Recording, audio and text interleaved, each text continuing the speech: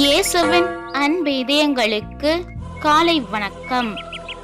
இந்த நாள் உங்களுக்கு ஆசீர்வாதமாக அமைய வாழ்த்துக்கள்.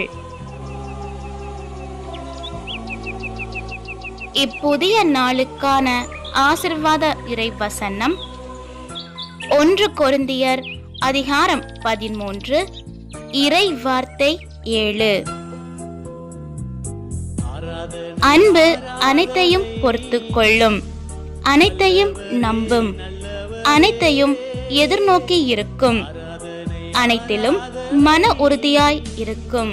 அற்புதமே அதிசயமே